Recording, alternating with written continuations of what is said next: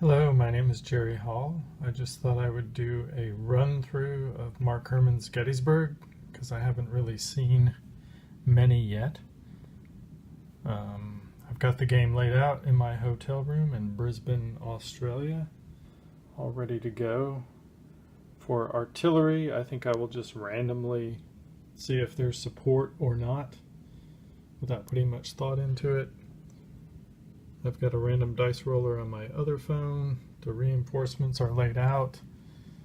For me, having not played it other than solo a couple times, the biggest question seemed to be what to do with Heath. Do you move and then attack Buford? But I think that moving into the zone of influence, deploying, and moving again to attack leaves you open to too many Union moves and the possibility of the Union massing forces and probably taking Heath out. So for this one, I'm just going to opt to have Heath move into the rough terrain here and stop. That should make him a little defensible and keep the entry A open for the Confederates on the next turn. So switching over to the Union, I'd like as the Union player to try and make the Confederates moving on the board at B and E to deploy. So I'm going to go ahead and move, I think, Howard up. So I'm going to go the 1, 2, 3, 4 on the road movement over to the Confederates. So they will pass, and with 1, 2, 3 Union units not in a zone of control, I'll roll a die 6, add 3 to it for a whopping 9, which doesn't get much better than that. I think the average is 6 or 7, so the Union has good flexibility in responding. So I'm going to take Howard, 1, 2, 3 and a half. That will make early moving in E deploy as soon as he enters the board. Then perhaps Howard can fall back. So I just want to delay the Confederates as much as I can. Alright, so that was one move. So we'll move this down from 9 to 8. And then I think we'll move up Reynolds for a move. So 1, 2, 3, 4 to 16, 11. Okay, that was the second move. Then I think what I'll do, actually I should have moved Buford over to where Howard was. So I am going to reset that. 1, 2, 3, 4, 5, 6, 7. So 2, 4, 6, 8, correct. And let's move him up the Mummasburg Pike, however you pronounce that, to block B, because I think that gives Buford a 1 star against Early. And then Howard can use the terrain. So his move would have been 1, 2, 3, 4. And then we will use that. So that was his first move, Reynolds, 1, 2, and now let's move Buford over to where I had Howard on the Harrisburg Pike. So that's going to look like 1, 2, 3, 4, not quite in position.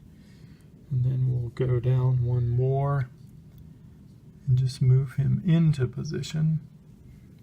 And then one more to move Howard into position. And then we'll use the rest to move Reynolds into position. He'll just basically take Buford's spot. 1, 2, 3, 4. And then one more. Put him in 1304. And then we will call the Union complete. I have no idea if this is a great idea or not, but it seems reasonable to me to make the Confederates deploy, and then hopefully the Union forces can retreat back to Seminary Ridge and then back to the traditional Cemetery Ridge and go for the defense. Okay, so that ends the movement phase. There are no attacks in this phase, nothing to do in the end phase, so we'll go to game turn 2. So we have the placing of headquarters.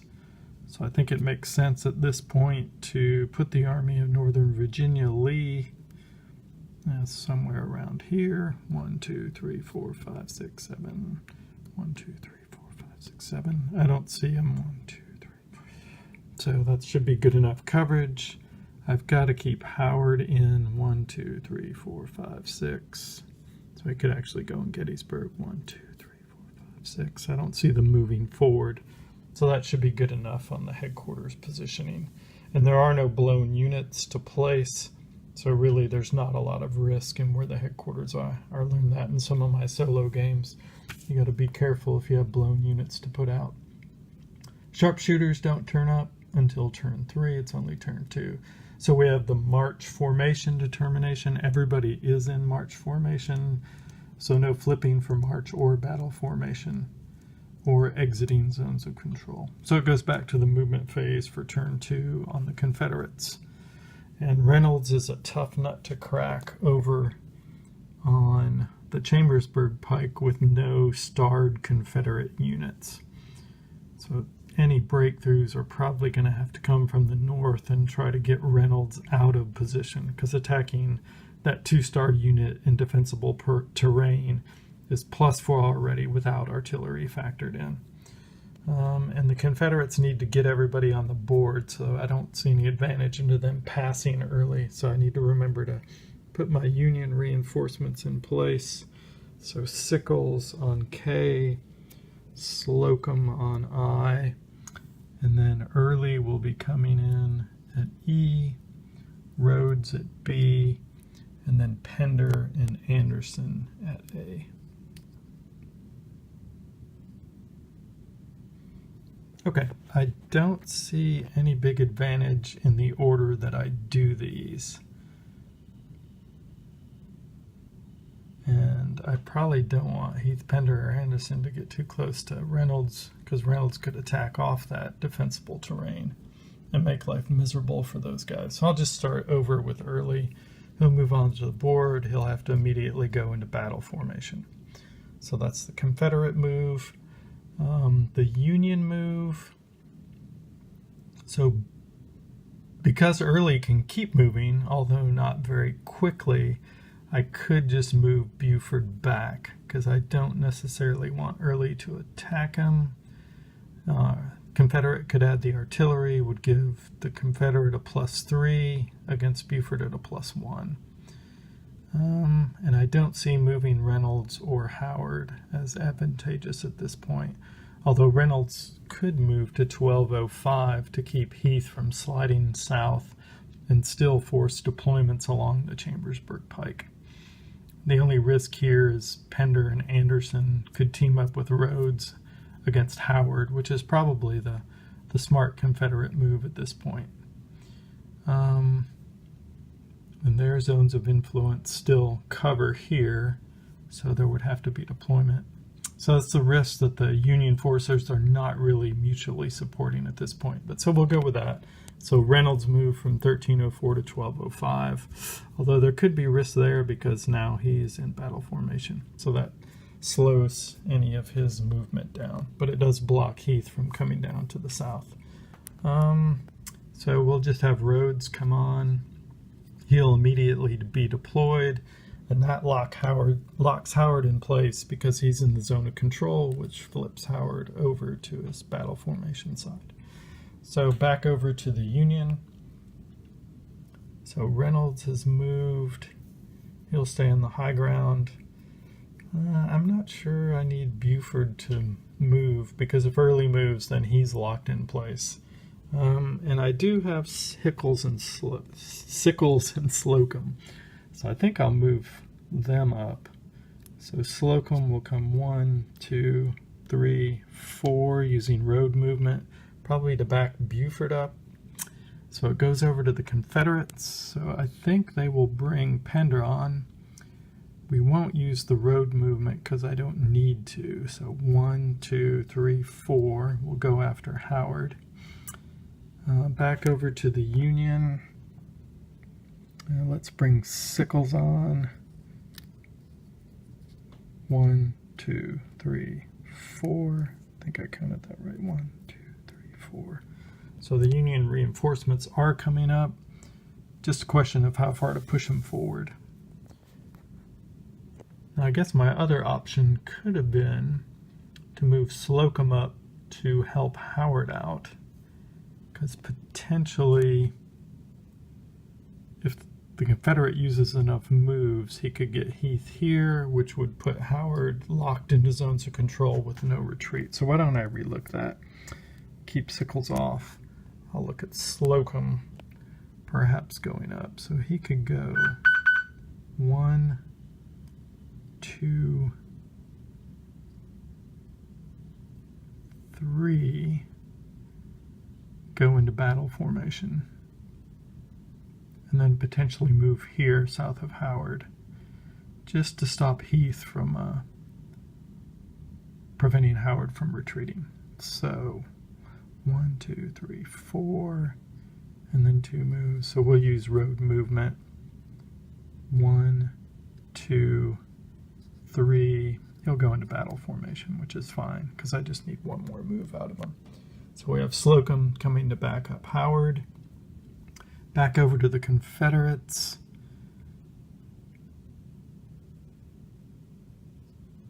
So Heath is not going to be able to beat, or no, actually, Anderson. 1, 2, 3. Yeah, he's not going to be able to beat Slocum to 1403. But I want to still bring him up there just to give the +1 combat bonus to the Confederates when they attack Howard. And so Rhodes will do that attack as a 1-star unit. Hopefully they'll get artillery support. I'm just going to do it random for this playthrough. Okay, so Anderson is moved back over to the Union.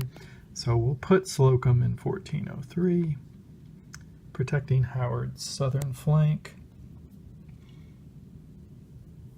Back over to the Confederates. So I think we will go ahead and attack with Early, keep him on the road in case he defeats Buford. Give him the option for some road movement later. So back over to the Union. I think Sickles is going to have to back up Buford. So 1, 2, 3, 4.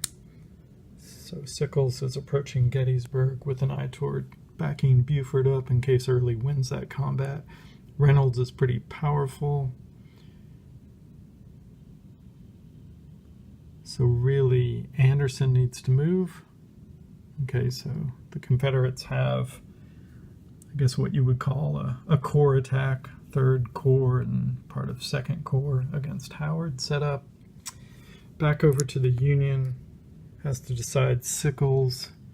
So 1, 2, 3,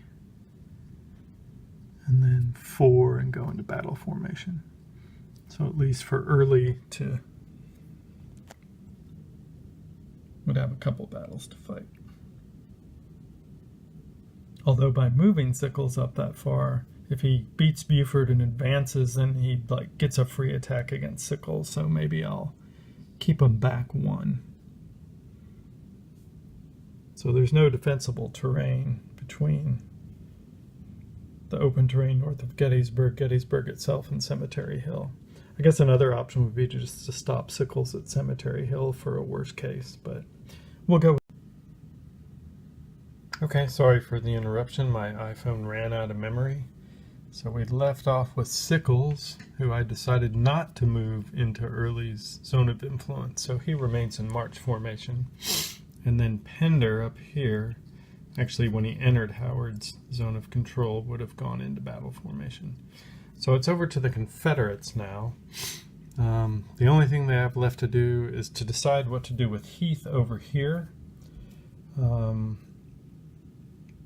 He doesn't really want to tangle with Reynolds, certainly not within the defensible terrain.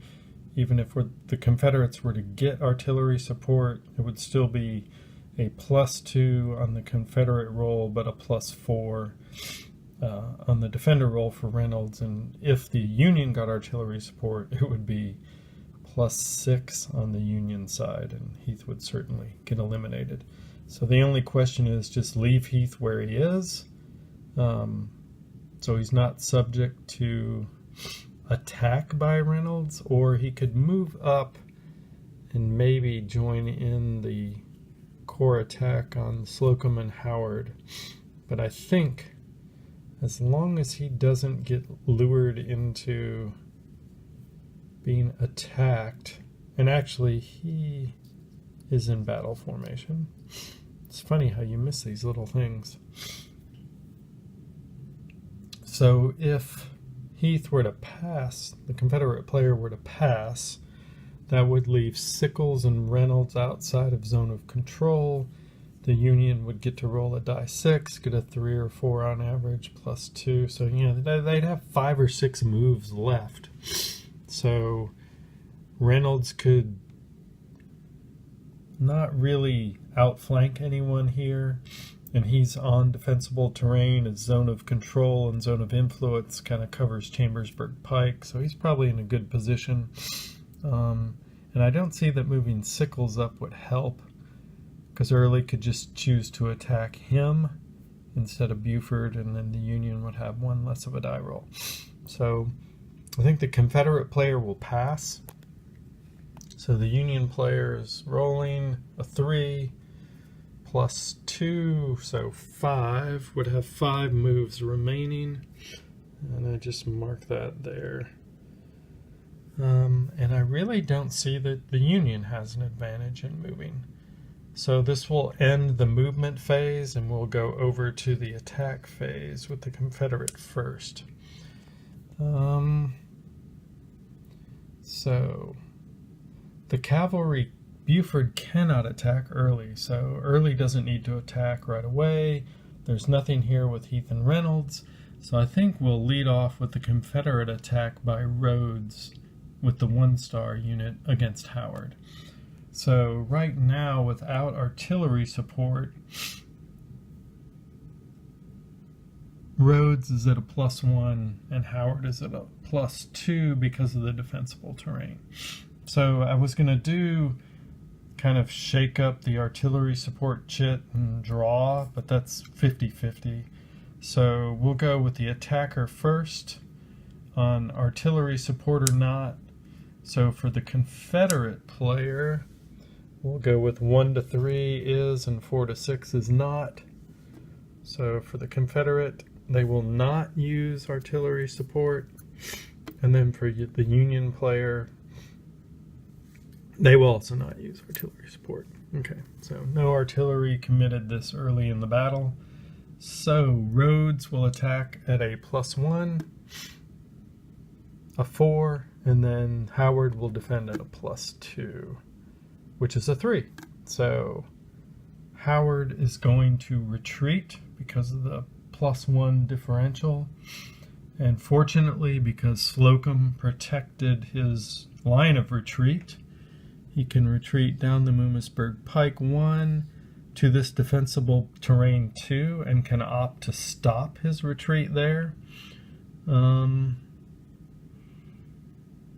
Or retreat 1 more defensible terrain, which is probably not a bad idea, because I have a feeling the Union is going to do a fighting retreat, if you will. And then Rhodes will have to advance into that hex. And so now Slocum is susceptible to Rhodes with kind of the same idea I had thinking about Buford and Sickles. But Slocum did need to protect Howard's flank, so that reduced the chance of him being eliminated. Okay, so that was the first Confederate attack of the game. Now over to the Union side. Buford cannot attack as cavalry.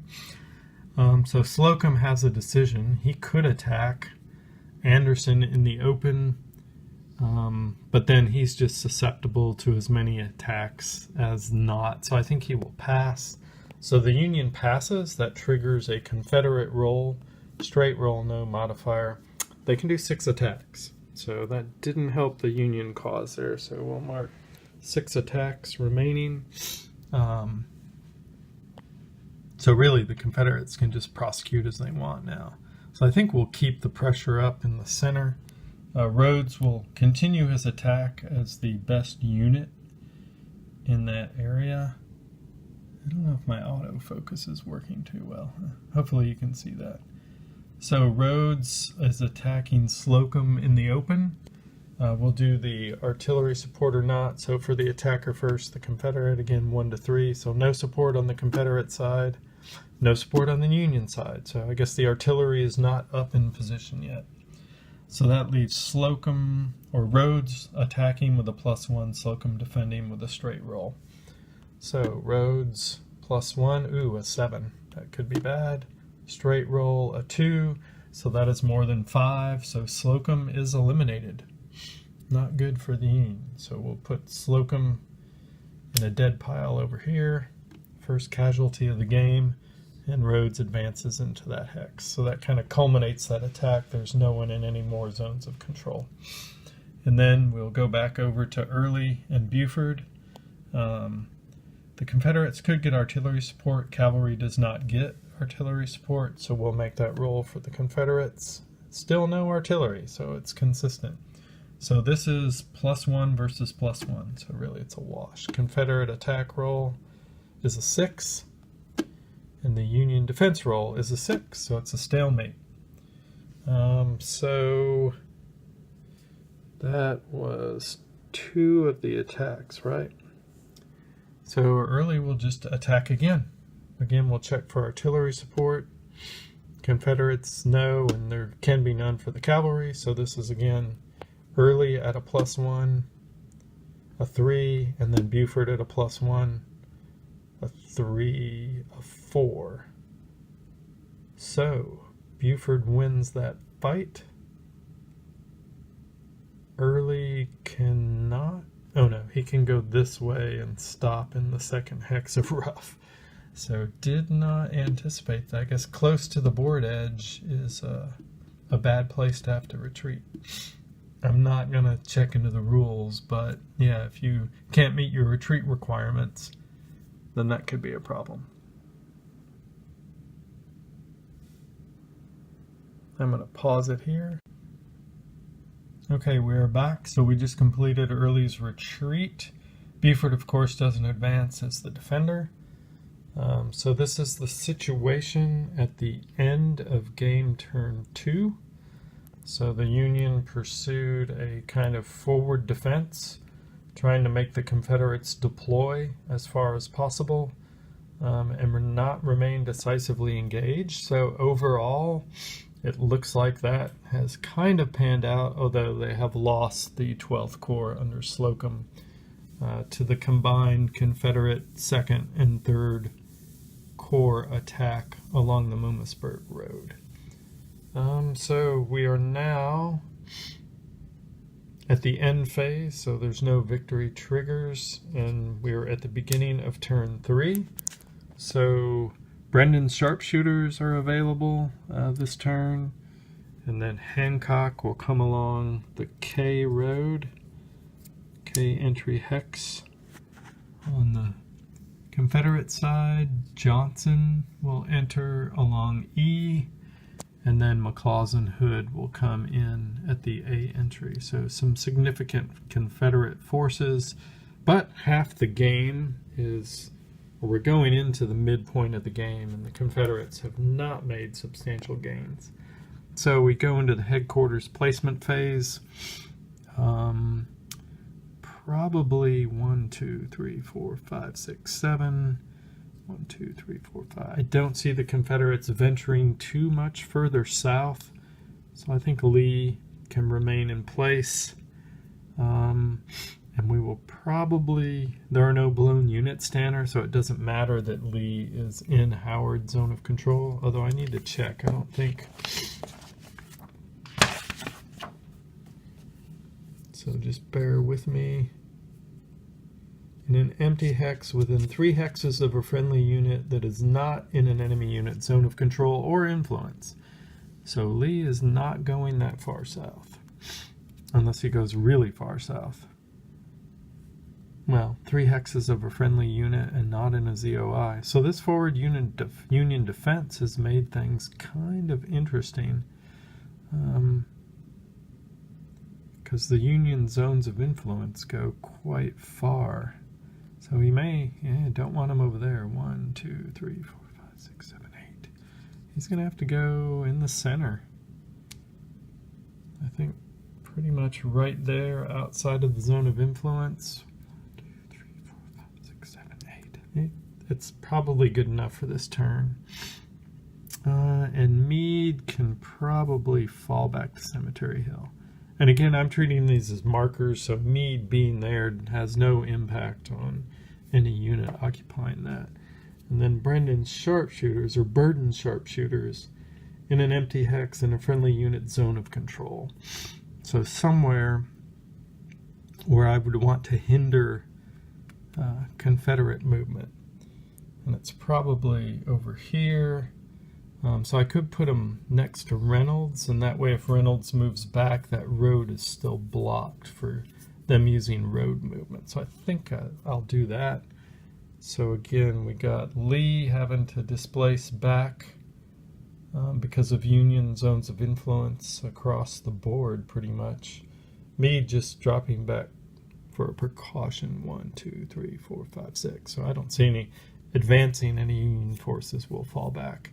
And then the Burden sharpshooters along the Chambersburg Pike for a zone of control placement.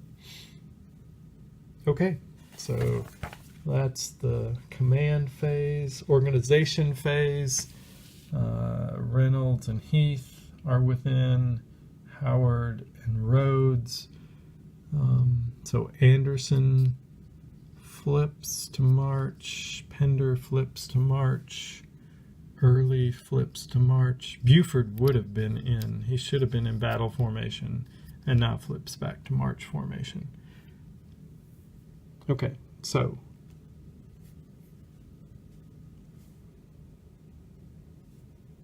turn 3, no artillery expenditure. Hancock's corps is coming on the Taneytown Road. Johnson is coming in on the Harrisburg Pike. McLaws and Hood on the Chambersburg Pike, and the Union forward defense is still in decent shape. No one's in zone of control to go into battle formation. There are no exiting zones of control issues. So we go to the movement phase, and the Confederates start. So, on the Confederate side, Reynolds is a tough nut to crack. And if the Union doesn't retreat him, Hood and McLaws are going to have to crack that nut. Although that is tough.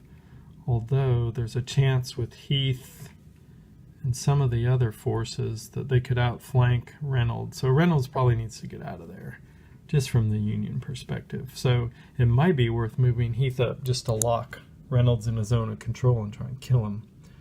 Or Anderson. It'll take Rhodes to go after Howard, because defensible terrain in this Gettysburg game makes a huge difference, a +2 on a 6-sided die roll. So I think the Confederacy should probably try and kill Reynolds now. I found in the few games that I played, the longer Reynolds live, he can be a severe pain in the rear of the Confederates.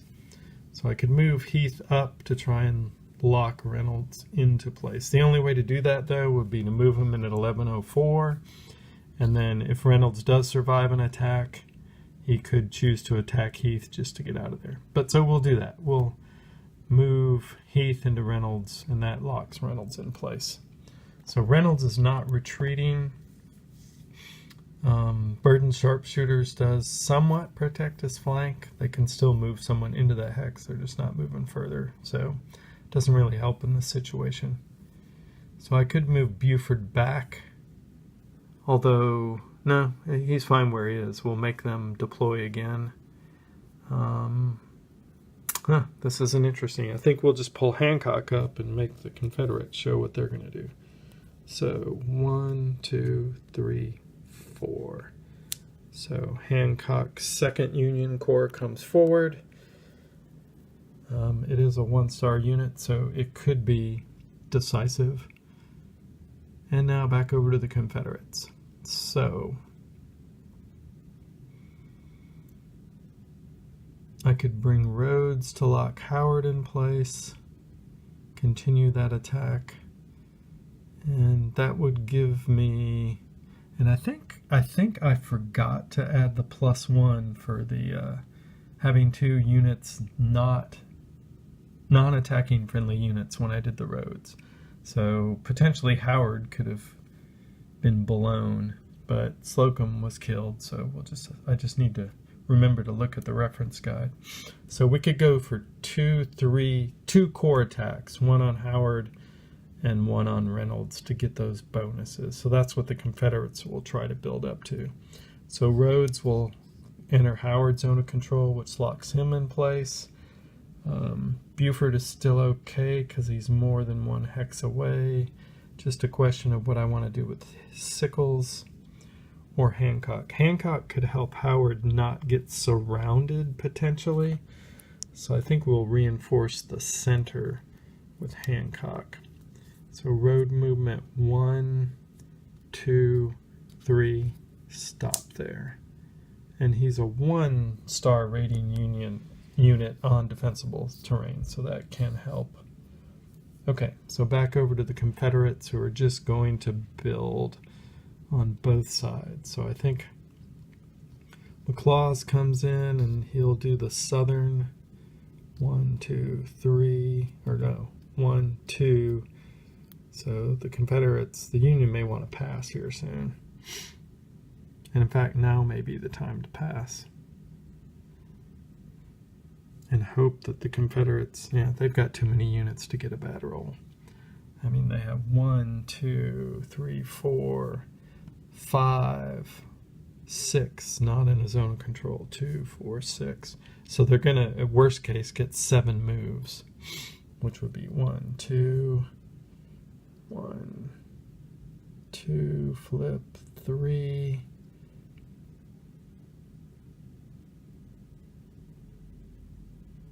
4, 5. They may not be able to flip. Yeah, they may not be able to get that advantage. So, all right, the Union will pass. So the Confederates have 1, 2, 3, 4, 5, 6 units not in zone of control. So a die roll plus 6, 10. So they're going to get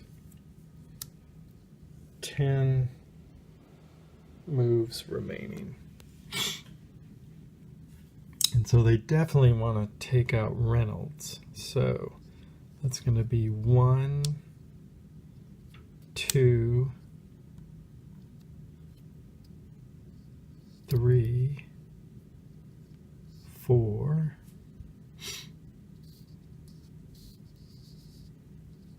5, 6, 7, 8, 9, and then let's at least bring Johnson onto the map. 10. Okay, so the Union right flank gets a break, although things could get dicey here along Chambersburg Pike with Reynolds and Hare Woods, if I remember correctly. Burden sharpshooters where Reynolds was, and then Hancock on Seminary Ridge with Howard to the north. Okay, so that completes movement. Didn't miss any units. And now we go into the attack phase. Confederates first. So we'll see if any artillery comes in. I think they'll try and take Reynolds out, so that if they're lucky, he can't counterattack someone like Heath or McLaws and open up. He does have an open retreat route through 1305, so that's good. Between Burden sharpshooters and Hancock, he couldn't be completely surrounded. Or they could maybe have done it, but they couldn't have surrounded Howard. All right, so anyway, we'll lead with, I think, McLaws. That'll leave Hood still on the road, and see what happens. So it'll kind of be up to artillery here. So we'll go Confederate artillery is going in. So we have artillery support. So that'll bring the Confederates down to 10 from 11. And the Union has artillery support. So I'm just going to put the markers out as a reminder. Union artillery goes down to 13. Okay, so we have a artillery duel in the making. So Confederate first as the attacker, a 2. Union as the defender, a 6. So caissons exploded on the Confederate side, so they are down to 9. Not good for the Confederates. So the artillery support marker stays with the Union. And so McLaws will attack with a +2 for his star rating. Reynolds will defend at +2 for his stars, +2 for terrain, +2 for artillery support. So worst case for the Confederates, a +6. So McLaws at +2, 6, and then Reynolds a 7. Wow, the Confederates got lucky. They only got a retreat roll. Now that brings up an interesting, so he retreats here, so he's 2 hexes away, but he has to get further away and he can't do it that way. So he's going to have to go 1, 2, 3, as I understand the rules. Which actually isn't that bad, but he can't go 1, 2, 3, because then he only ends up 1, 2, 3 away instead of 4 away. So that's how we'll play that one. All right, so over to Union side. So Reynolds could attack. It's an artillery long shot. He could attack Heath. I think he just stays on the defensible terrain and hopes he can continue to bleed Confederates. Okay, so Union could attack with Hancock against Anderson. Oh, wait. I forgot again to add the +1 to the Confederate roll. So actually, it's a tie.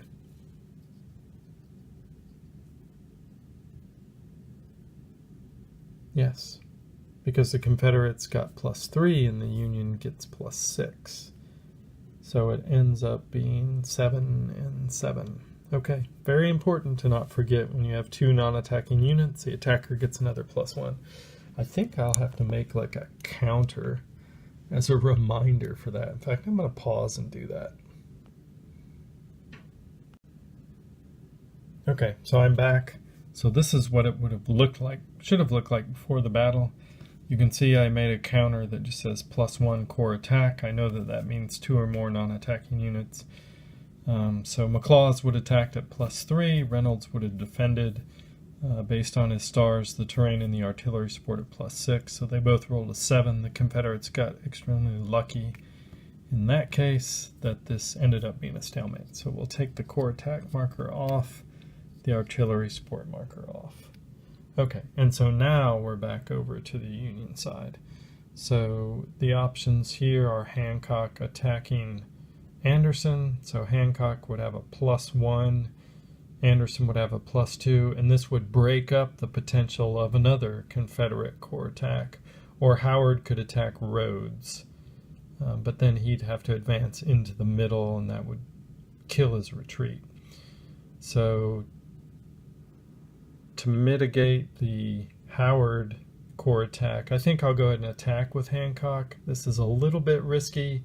Certainly if I were a player, I would commit my artillery as the Union, but we'll just go with the die roll. I think the die roll also adds an element of uncertainty in that, you know, where are the guns? Did the orders get there? What does the commander think is important? And they just supported Reynolds over on the left flank, so they would probably be in position to support Hancock. But for solo play, I think just the random roll is pretty good.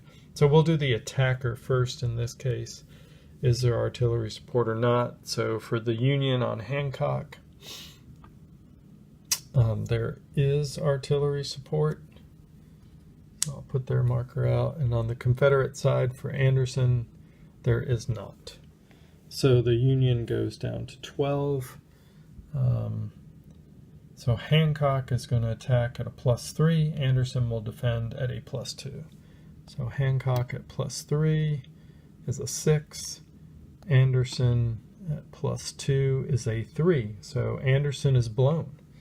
So that was a good result for the Union. So Anderson comes down and will re-enter the game on turn 5. And Hancock advances into the defensible terrain further along Seminary Ridge and protects Howard's flank and disrupts the Confederate corps attack. So pretty good results for the Union here. It's going to be tough for the Confederates to win. Of course, in the next Confederate attack, they could eliminate Reynolds and flank Hancock and Howard, and that changes the whole dimension of the game. So there's certainly the uncertainty factor here. And in some of my solo games, I think it's not against the rules or anything, but I've had like corps running around a little bit more independently than I think they would have. And it's not in the rules, doesn't necessarily need to be in the rules, but it looks like these corps level maneuvers are definitely, to get that +1 advantage, something that you should try to do. And that wasn't coming out in my previous game. So anyway, back over to the Confederates. So I think they're in it. So I think they'll do another attack by McLaws on Reynolds. Well, they still have the possibility of +1 for corps attack. Confederates are attacking, so we'll roll to see if they commit artillery, and they do commit artillery. So there's a potential for a good Confederate attack there. And the Union also commit their artillery. And I did not take the Union. No, I did take the Union off. So Confederate will go to 8. Union will go to 11. That move attacks remaining can come off. Okay, so we have to do the artillery duel again. So on the Confederate side, as the attacker, a 1, not looking good. And a 6. So the Union destroyed another Confederate caisson. And they get the artillery support. So, another not too good attack. McLaws at +3 and Reynolds at +6. So McLaws at a +3 is 7. Reynolds at a +6. 4 + 6 is 10. So a +3, and McLaws is now blown and goes to the turn 5 track. So that has been not a great turn, even with the corps attack advantage for the Confederates. So both their corps attacks have essentially failed, or failed to take advantage of the potential advantage of attacking in corps formations. And we're back over to the Union. So Reynolds could go after Heath or even Hood, but I think it's probably best for the Union to just stand their ground at this point. Hancock could go after Rhodes, but no, I think the Union will pass at this point. So the Confederates will get the potential to do 5 more attacks, so we will mark that. And now we're at very high risk. So Hood could attack Reynolds. It would only be a +2. There's no bonus for a corps attack. If the Union gets artillery, we're at another +6. Rhodes could attack Howard, but again, he gets a +1. Howard's already at +2, and it depends on the artillery duel. But it is the middle of the game, or we're at the midpoint of the game, and the Confederates have not made substantial advances. So, do they take risk? Yeah, I'll say Rhodes is going to go for the Howard attack. There's a potential for a +3 on the Union side against a +1, which is definitely not as bad as a +2 versus a +6 over there with Reynolds.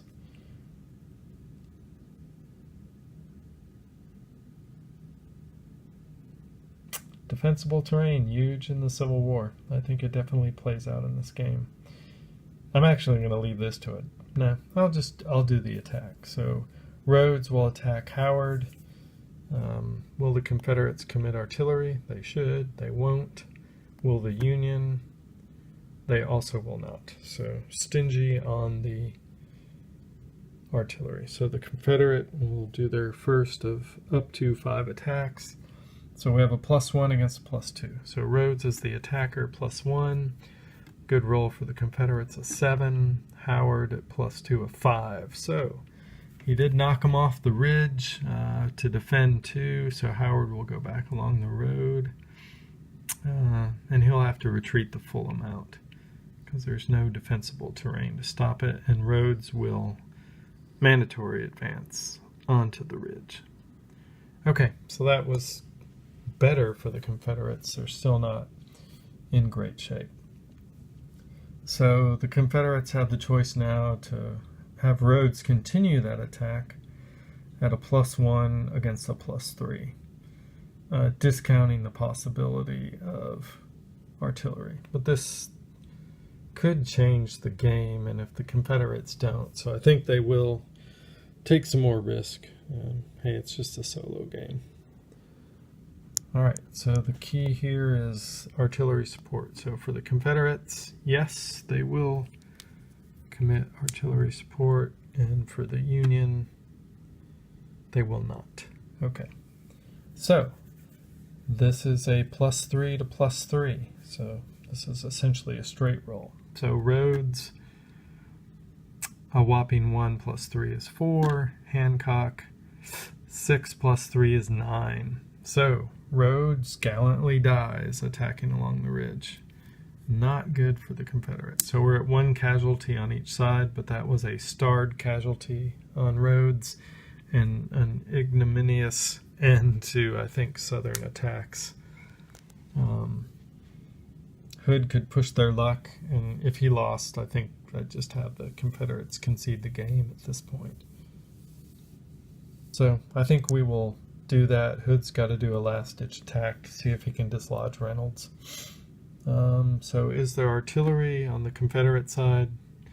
Thankfully, they decided yes, they would commit artillery in support of Hood, but on the Union side, they will also commit artillery. So we have to do the artillery duel here. So for the Confederates, a 4. For the Union, a 4. So I think that's a stalemate in the artillery units. Yep, no effect. Pretty sure that's for the attack rules. Let me just make sure. That would definitely make sense.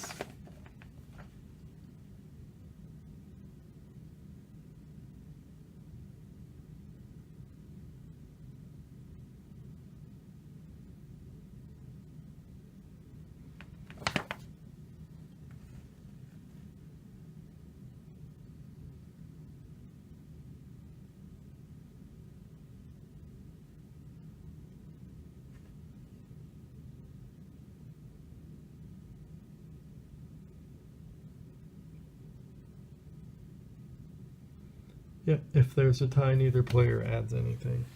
So they each went down 1 artillery point, and nothing comes out of it. So this is a +2 for Hood against a +2 for Reynolds. Alright, +2 for Hood, a 3, and a +4 for Reynolds, an 8. And Hood dies trying to take care of Woods. So I think I'm going to call this game at pretty much the end of turn 3. The Confederates have 2 blown units, 2 eliminated units, but their best units are either out of the game or blown. The Union are in decent positions. Reynolds could actually attack Heath now. So we'll play that out just for fun for any Union fans. So we'll see if the Union commits artillery as the attacker. No, the Confederates also do not. So Reynolds is going to attack at a +2 and Heath at a straight roll. So Reynolds at a 4, Heath at a 3. So Heath has to retreat. 1, 2, 3. And then Reynolds has to advance, so that's going to make any unit coming along the Chambersburg Pike, which won't be picket until turn 5, deploy. And that ends the turn. So I'm just going to call this one. I got to stitch these videos together. I think this probably took 30 to 45 minutes. I'll find out when I stitch them together. I hope you enjoyed it. I think it's a pretty nifty little game, plays quickly. It's fun. I'm going to play it with a friend of mine this Sunday at a game cafe in Brisbane, and we'll see how it goes. Certainly, I think it's a good concept. Low counter count, small map, fairly simple rules, plays pretty fast, and the dynamic of when to pass and the advantage or potential advantage of all those extra moves or extra attacks by the non-passing player definitely makes some decisions to have to make in the game. I'm sure I made mistakes. I'm sure I probably didn't place the sharpshooters right, maybe didn't place the headquarters optimally, or who knows what else I did suboptimally. Please comment if you would like, and maybe we'll do this again. Thanks, bye.